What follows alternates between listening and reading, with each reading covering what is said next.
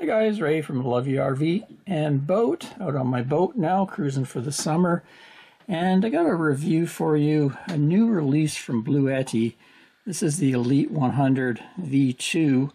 It's going to be released July 1st, 2025. They were kind enough to send me a free review sample a few weeks ago so I could kind of test it out for you guys, check out all its different features. I've reviewed quite a few of the Bluettis. If you followed me, you know I've done their AC300 and expandable battery pack. That's kind of a big, aimed at home users more, or very big RV users. Last year I had their AC70 sitting up here. We kind of like to have a box right here as kind of a central charging station for all our camera batteries and phones and laptops, all that sort of thing. And I had their AC240 up on the fly bridge. It was a waterproof unit, so I wanted to test it out as we boated all summer and just let it, get rained on, all that, and it came through working fine. I tested it, left it in storage over the winter, came back, tested it, it's working fine. I've also, in the winter, I tested their very smallest power station, I think it's the ACA2 or something like that. Anyway, it's kind of like the baby Bluetti, because Anne likes to do photography time lapses and things, and she needs to have a portable power station for that, to carry it out into the desert somewhere and leave it for many hours, and she can't lift very large weights. Anyway, that's kind of the backstory. So this one, when they offered this one for review, it looked ideal for our boating because I could get rid of the AC70 and the AC240, because this model can output 1800 watts continuous power out of here, whereas the AC70 was only around, I think, 1000 watts. So I had the AC240 so that I could run anything that could be plugged into this power socket.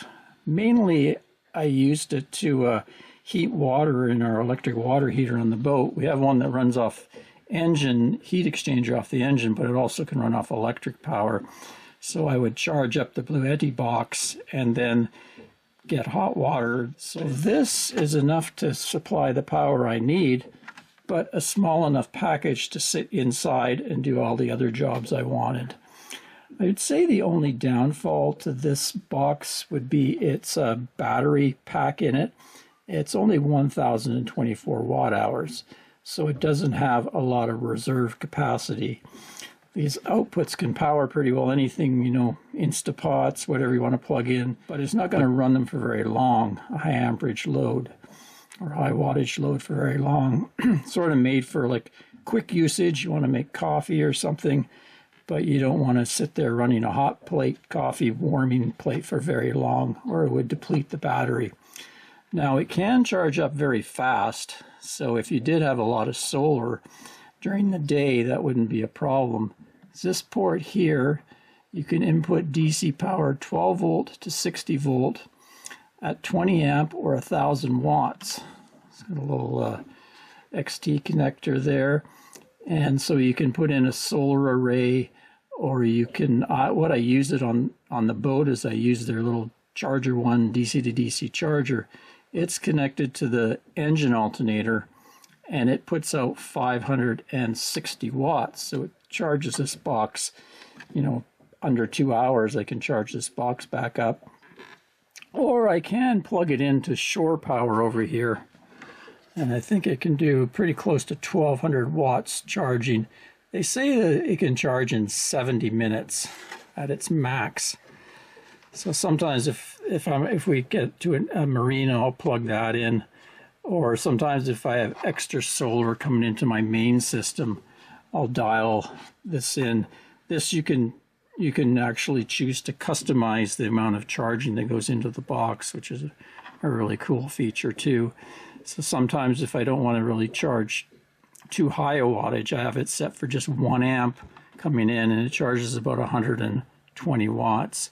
So I can take extra capacity from other systems in the boat and feed it into this box. Let's go through the main features for you here.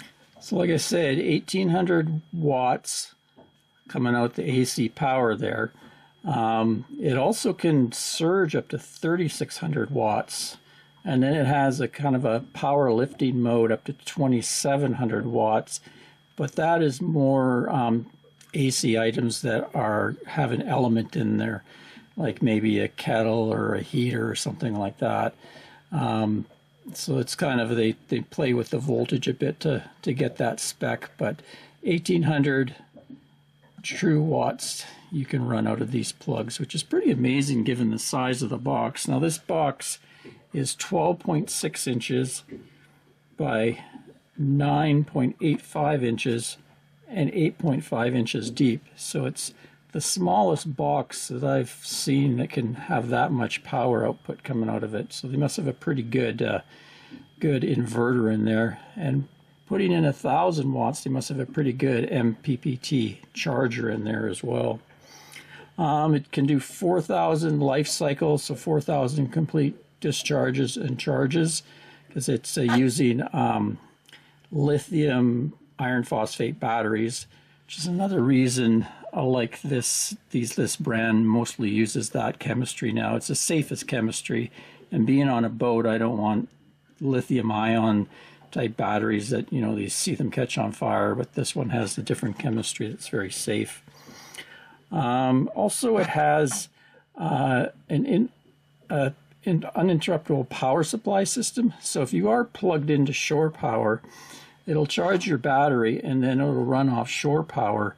If something happens to your power in your house, or I call it for the boat shore power, then it will automatically switch over to battery mode. But it'll do it in equal to or less than 10 milliseconds, which is important because a lot of sensitive things like computers, our Starlink, for example, doesn't like that switch over to be too long or they'll kick off. So that's kind of an important feature. Also, they've really improved the fan noise, and basically there's a couple fans here and the air blows through them, and they've steadily been working on reducing that noise. Their earlier models were quite noisy, especially if it was trying to cool during heavy wattage operations. But this, they say, is equal to or less than 30 decibels, which is very quiet. And I can confirm it's the quietest Bluetti I've used yet. And then weight-wise is another good feature. It's only 25 pounds, given all that power. So lots of good stuff there. I think they've really hit a sweet spot here for people that want to have big power when they're out camping or boating, but don't want a heavy, cumbersome unit. The only downfall, like I say, is it doesn't have a huge reserve capacity at only 1,000 watt hours. Oh, let's give you a few tests. I think what I'm going to do is show you it charging up, and then we're going to try heating water in the boat and let you hear it and see how it outputs the power. And then we'll also show you the app, the companion app that comes with it, because they have a really nice app for monitoring things and doing your settings. You can do all the settings by holding buttons down and getting into menus and pushing buttons, and you can set everything up on the box, but it's a lot easier to do with the app. Okay, so I've plugged in the power cord, and right now it's charging. You can see it's charging at 133 watts. That's because I've gone in and set it to charge only at 1 amp there, so 1 amp plus the AC power comes in around 130. But I'm going to go to its max charging in here. So we'll just go to the settings here, dial down. See, I have it at custom charging mode. Let's go to what they call turbo. That's the max it can go to. And we'll see it should ramp up. There we go, it's already at 800 watts there. Right now we're at 79%. It's telling me 0.3 hours. But usually in turbo mode, it might even ramp up higher than that. And now it's kicked up to 940 watts there. So it's kind of analyzing things and bringing it up.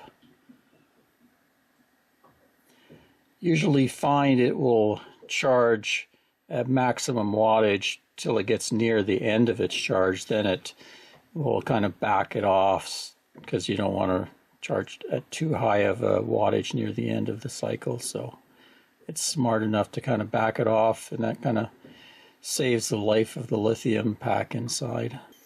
But you can hear it's very quiet. A lot of boxes, as soon as you start to charge at a really high rate, they tend to get very loud, the fan noise, but this one's set to kind of speed up as required. We'll hear it more when I'm actually discharging it to run the water heater in the boat. Over here we have some USB outputs. So there is a USB-C that's 140 watts. So I think a lot of modern laptops can use the 140 watt USB-C for charging. So USB-A 15 watt, and then there's a USB-C 100 watt, which is kind of a standard. And they give you 4 AC outlets versus the other one only had 2. I don't know if you can see the display here. There's a lot of reflections, but they have different icons, like there's Bluetooth and Wi-Fi showing here. Here it's showing turbocharging, showing we're on grid power. So there's all sorts of symbols you can see at a glance. You don't have to open the app. It goes through Bluetooth on the app, but it also can go through your Wi-Fi. So right now it's hooked to my Wi-Fi router. So I would be able to contact the box through my Wi-Fi and adjust things too, and monitor it. It also will give notifications. I've set it when it gets to 100% charge, it'll pop up on my phone saying, you know, EL100 version V2 is fully charged, that sort of thing. And I imagine if there was any things going wrong, it would do that as well. Then you can turn the AC and DC functions on, off with the app. You can turn the box on and off with the app. It gives you more detailed information when you hit the thing. Shows me the wattage, frequency, voltage coming in, grid information. And it can be charging and discharging at the same time too. No problem there. Turn on those.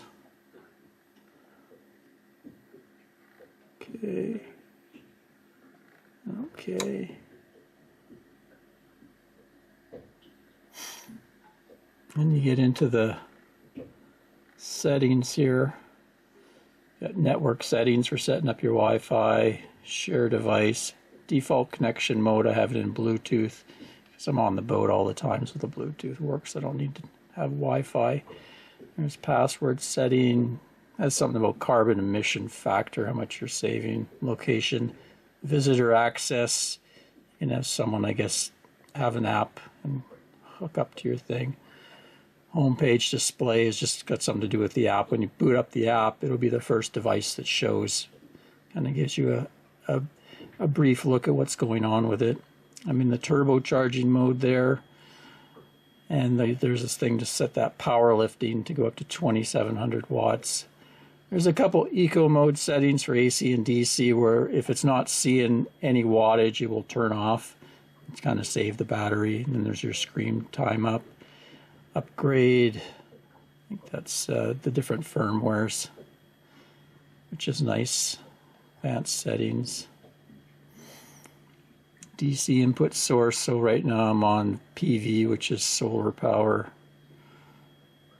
And then there's another one, for example, car outlets and lead acid batteries. So you can put in a battery into this box. So you could expand it by having a battery be an input to this. So I guess you could expand the capacity that way. Output frequency, a few other advanced things there about device. So, pretty nice app. You can see it's come down now because it's gone past 85%, so its wattage in has reduced. So, up to around 80-85%, you'll get kind of the full charge rate, and then it slowly winds down as it gets closer to 100%, like I say, to protect the battery. Anyway, we'll let that go to get 100%, and then we'll do a discharge test using my water heater. Okay, so we got it hooked up. This is going into the water heater power. Right now I still have power coming in, so I just wanted to show you right now it's coming off the grid and it's going into the AC, so it's not taking anything out of the battery right now. So we're just going to unplug the grid and we'll go switch right over to just the power coming out of the box. Here we go.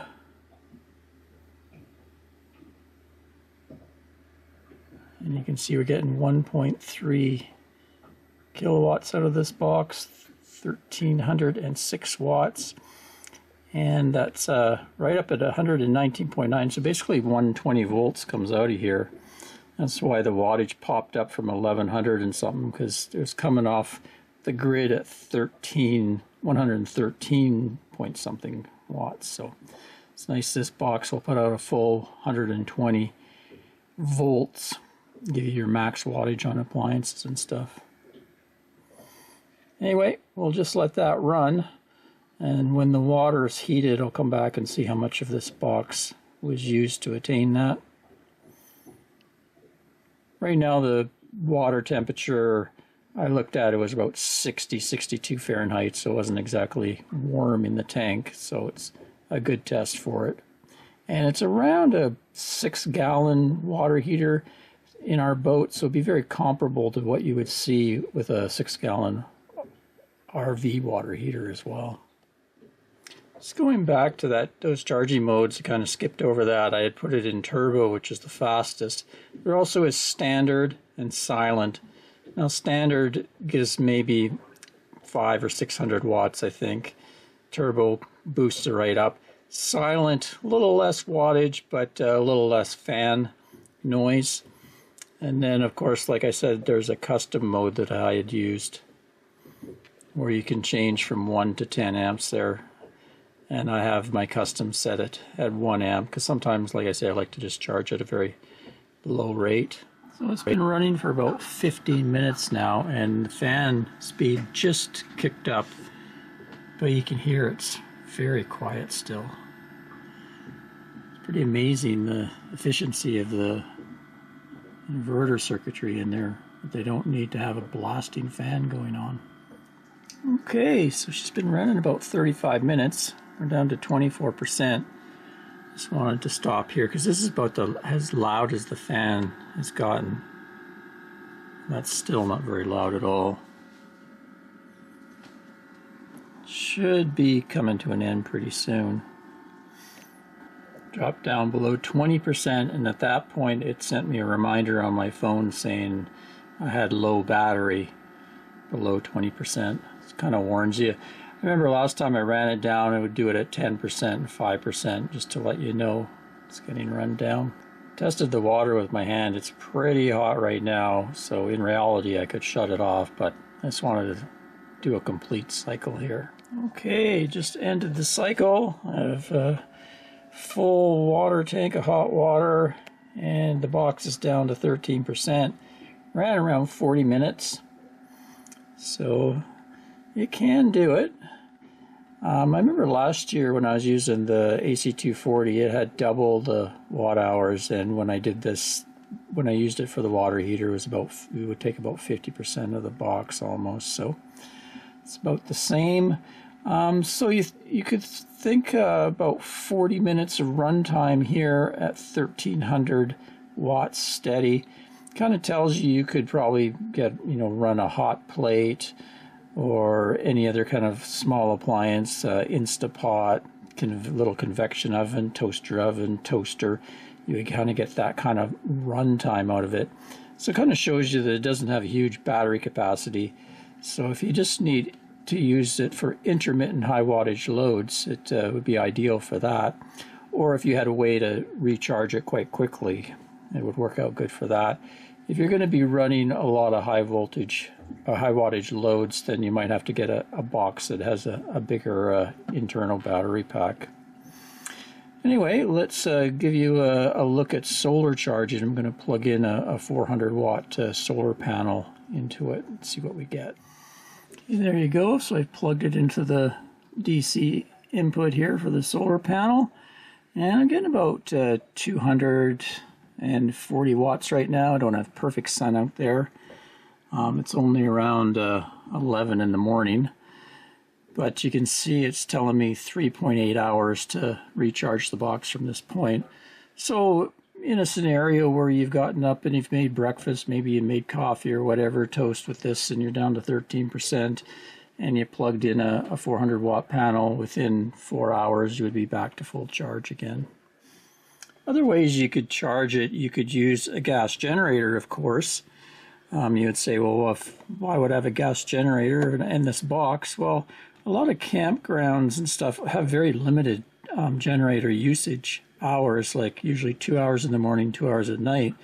This box would allow you to shift, you know, when you could use that power. Say you want to get up early and have coffee and all that, and then later on you can fire up your generator, and you'll be able to recharge this box quite quickly off of a generator. Probably within an hour it would be fully charged. There's also the way I do it on the boat. I have the little DC to DC charger, so when our big boat engine is running, it can charge this at 560 watts. I'll just give you a quick look, demo of that, a test I did showing that in action. Pretty good RPM on the engine, so I'm going to give you a quick demo of the Charger 1 using the boat alternator. Let's plug it in here. And we should start to see some charging happening. Let's have the app running here so you can see. I heard a click. It kind of examines there, you're starting to see it pop up. 570 watts. So that's taking power from the engine alternator, putting it through the Charger 1, pumping it up to 54.5 volts, and feeding this Elite 100 Bluetti box. We're at 69%, says time to full charge, 0.6 hours. Pretty cool. And another advantage of the really fast charging is, say you're traveling along and you get access to an AC power somewhere. You just briefly take the box, it's very light, take it in somewhere, plug it into a wall outlet, and if you're there having coffee for an hour or something like that, you would have a fully charged box. Didn't talk too much about the DC output here. So it has your standard 12 volt power socket. It's good for 120 watts, 10 amp rating. They run a little bit higher voltage though, usually 13 or so. So I find you can get up to about 130 or even more watts out of that. I have a macerator pump that I use in my RV. So I've tested the DC output and it was able to run my macerator pump. So that's got a torquey little motor in it, and it draws right around 130 watts, and it was able to run the macerator pump no problem. So the DC output is pretty good on this box, but it is limited at 10 amps. Some of the bigger power stations have a 30 amp DC plug, but this one is limited to 10 amps. Just wanted to mention that. Anyway, so there's a bunch of info on this newly released Elite 100 version 2. I'm going to be using it all summer on the boat, so if there's any problems with it, I'll be sure to come back and let you know of any failures. And I'll come back after the boating season and give you an update on how it worked out. Till next time, Ray from Love You RV and Boat. Cheers, guys.